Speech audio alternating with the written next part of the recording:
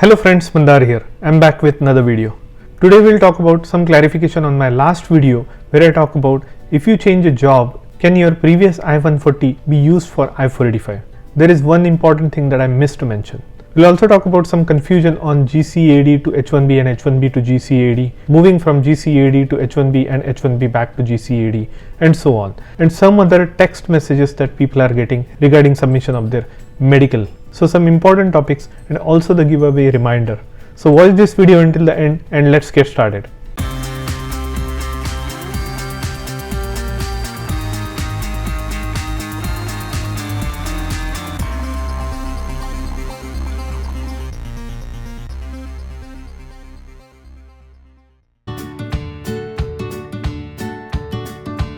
If you are here for the first time, welcome. My name is Mandar and I make immigration and lifestyle related videos for US and Canada. I'm not an immigration lawyer, so anything that I say on this video or on my channel is for information purpose only. And for your specific immigration needs, before you take any action, you should hire a competent immigration lawyer. Check out all the links in the description because those are affiliate links. If you like something, you will also support the channel. Also, while you are down there, do hit the like button because that will also get you into the giveaway. Your comments are precious to me and I do read them, so don't hesitate to put any comments that you have. Now with that said, let's jump into our first topic.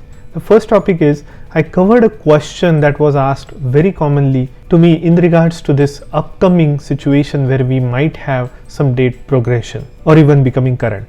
So the question was, can I use my previous employer's I-140 which is approved? It may have been approved for a while and things like that. So in that situation, I told that if you join a new company, you always need to have a new petition for PERM as well as I-140.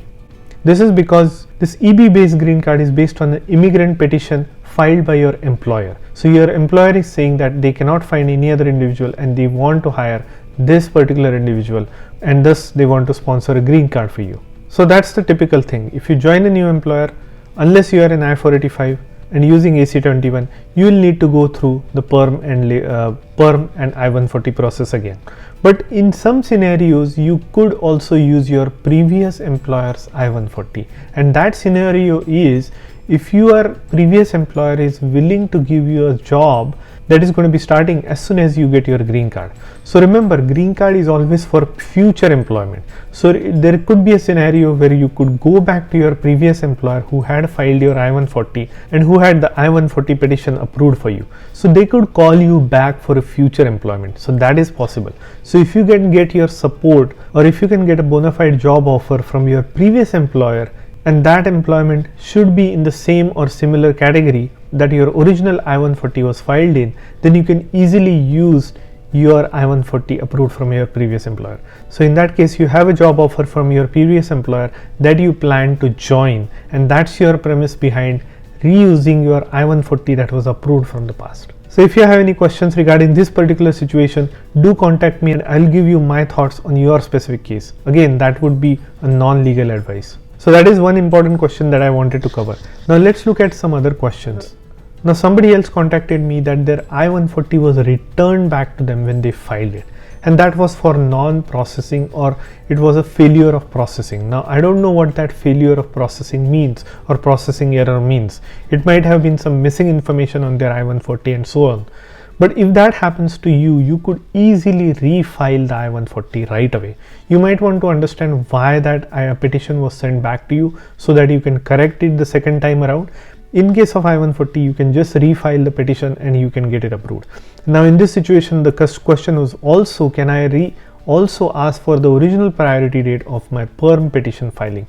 Of course, absolutely. You should always make sure that the priority date reflected on your I-140 is of the original petition for the PERM application that you had filed with the Department of Labor. That is actually the priority date that should be picked up on your approved I-140 petition. So please remember that. If there is any discrepancy in your date that appears on your approved I-140 and if it does not match the original PERM filing date with DOL, then you should request USCIS, you should contact USCIS, send them the copy of your PERM labor certification and point out the date that should be reflected on your I-140. So that is absolutely critical, because or else you will be getting a later priority date which is not in your favor. You always need to make sure that you recapture the earliest priority date, because that will be beneficial for you. Now another question that I have is, can one change the job if there is an approved I-140 and GC/EAD under EB1C category? So what it means is, EB1C category is for international managers, right? International managers that have worked for the same company but a non-US subsidiary outside of the United States and come to US to expand the business. So that's the reason EB1C category is formed.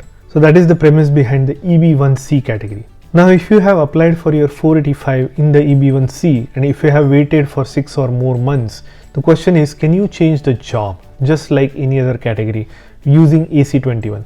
The quick answer to that question is yes, you can, because even though it was a petition filed on behalf of an employer saying that they need to get you into the United States as an international manager to expand the business, you have passed that 6 months of limit waiting on your 485 adjustment of status. Now all bets are off. You can easily go to a new employer using AC21 rule, and they should honor that request. They should keep your EB1C petition intact. Now remember, you need to consult your immigration lawyer if you are in this situation and validate this scenario with them. But from my perspective, there should not be any problem for you to change the job after 6 months being on I-485, even if you are in EB1C category. So that is the clarification that I wanted to make. Now before we move on to our next topic, let's look at the sponsor's note. So I know for sure that some of you are interested in stock trading, day trading, buying cryptocurrencies. I want to present you Webull. Webull is a trading platform. It allows you to buy stock, it allows you to buy options, do options trading, and also it allows you to buy cryptocurrency. Webull 9 was released with a brand new home and market page, asset page, and economic calendar. Also, Webull Cash Management was launched with 5.8% API with no fees attached and no minimum balance and unlimited withdrawals. This is amazing. New Webull USA users can still enjoy 5.8% APY and get up to 12 free stocks when making an initial deposit of each is valued between $3 and $3,000. Feel free to take advantage of this. Join through my link and you will get those free stocks. Now another important thing that I wanted to cover is, some people reported to me that they have received a text message from USCIS to submit their I-693. Now in some cases, or in most of the cases, the dates for these people were not even current. So that creates a confusion, and obviously you are confused whether USCIS was looking at your petition and if they wanted to see your medicals and just approve the case. Now one thing that you might want to make sure is that you don't have any pending RFE from USCIS. If there is an RFE from USCIS, you absolutely want to respond to it. In no circumstances should you ignore an RFE. So if there is an RFE for medicals, you should absolutely respond to it, even if your date is not current. But regarding the text message, I would be a little bit cautious, because USCIS has been known to make a lot of errors. Their systems are weird. They send out blast email messages and text messages sometimes that may not be true. So if you get a text message and if there is a corresponding RFE attached to it, or if your online status shows RFE sent out, then that text message makes sense and you might want to respond to it. Now respond in the sense, you make an appointment for I-693, get your medicals and submit them back to USCIS. Now if your date is current, it means that there is a good news that USCIS is going to process your case and you will get your green card very soon. But if your date is not current and USCIS sends you an RFE or a text message, then that may not mean that they are going to process or approve your petition and you are going to get your green card. If there is an RFE, go ahead and submit your medicals even though if your date is not current. But if you don't have an RFE and just received a text message, then you don't need to submit your medicals. You can wait until your date becomes current to submit your medicals. That would just be my suggestion. Now the last point of today's topic is moving from GC/EAD to H1B and H1B to GC/EAD. There are implications, because if you are on H1B, your spouse might be on H4 or H4 EAD, and if you suddenly change your status to EAD, that means you no longer hold your H1B. So technically that the correspondence H4 and H4 EAD do not exist. So that is something you have to be absolutely careful when you are switching from H1 to EAD or GC/EAD, because you have to think about your dependent statuses as well. Now, if you don't have that issue and if you go on EAD and if you want to come back on H-1B, there are methods to do that.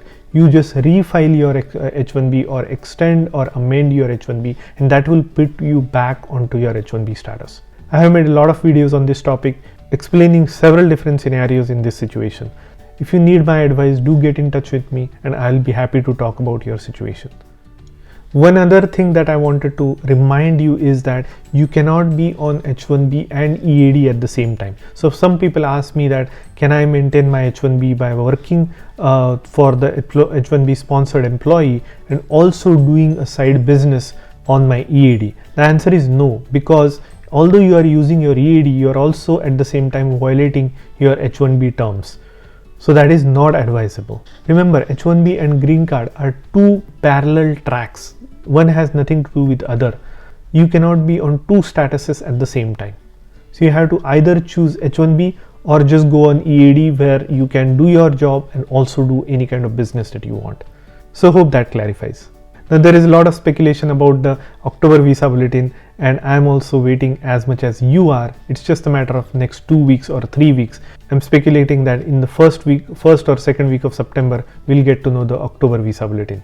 In the meantime, do watch my previous 2 or 3 videos. Those are very important. And also don't forget about my giveaway.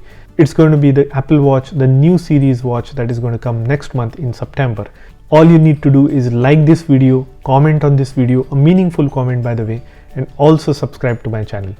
And keep doing so for the next couple of weeks leading up to the giveaway. Wish you all the best. If you like the content of this video, do hit the like button and consider subscribing to my channel, and I'll see you in the next one.